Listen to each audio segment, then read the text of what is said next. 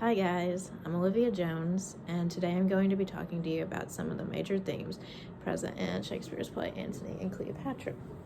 So, the play first opens with a scene where Antony declares his love for Cleopatra. Automatically, from the very beginning of the play, I feel like the most relevant or the most obvious theme of the play would be love, referring to the romance, especially the romance between Antony and Cleopatra. Throughout the play, it compares love to appetite because Antony is so obsessed with her and so paranoid that she is betraying him that it's like he hungers after it. He has to please her. She has to be a part of his life. It becomes like a need, not just a want. Another important theme is honor, loyalty, and betrayal. Because the play takes place at a time of political turmoil and civil strife, the citizens in their world are forced to pick sides of loyalty. By picking these sides, they are weighing their own interests with the loyalty that they owe somebody else, so that their loyalty to themselves and their own values are tested by who they follow. And they're not following these people necessarily because they agree with them, but because they're scared of them. So, also the leaders rely on their followers' loyalty as well, and Antony is only defeated when his soldiers desert and betray him. So, it's not just the citizens that are being protected by who they follow, it's also the leaders that are being protected by their followers, which I thought was pretty interesting. A lot of plays and books and stuff don't go into that detail of history.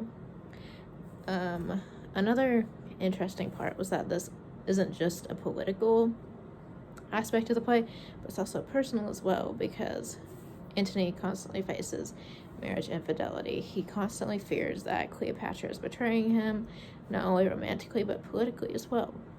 Another interesting theme of the play is strategy, manipulation, and power. Throughout the play, the characters attempt to strategize and manipulate their way to power. They form alliances with, like I mentioned before, followers and leaders, and different leaders form alliances, and these are constantly changing throughout the play. So if you make the wrong move, you follow the wrong person, you end up with the wrong enemy that can overtake you, that can hurt you, kill you. You get the idea. And this also, strategy, manipulation, and power also occurs in their personal life, not just politically. Cleopatra, like I mentioned before, Antony was obsessed with her. He was always paranoid that she was using him, manipulating him. Well, it turns out she actually was.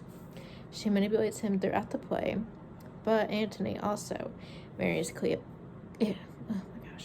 marries Octavia's sister Octavia, just strategically because it benefits him politically.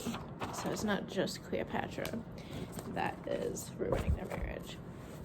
Another interesting theme of the play was messages, warnings, and omens. So this was really important in Egyptian and Roman cultures at this time, and it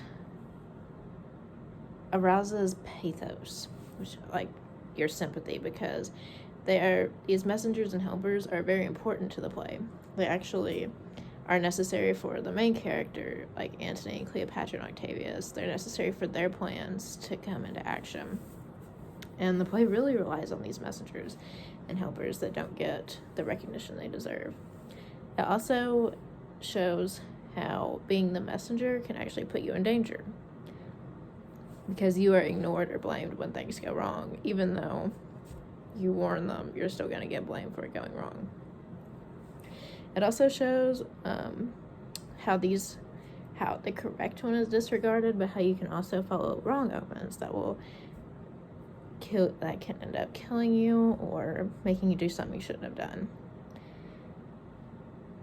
So not only does it show it arouses sympathy, it shows the downside for messengers, and it also shows that people can't control their own destinies. You can follow the omen that you want to believe, but that doesn't mean that it's actually going to happen.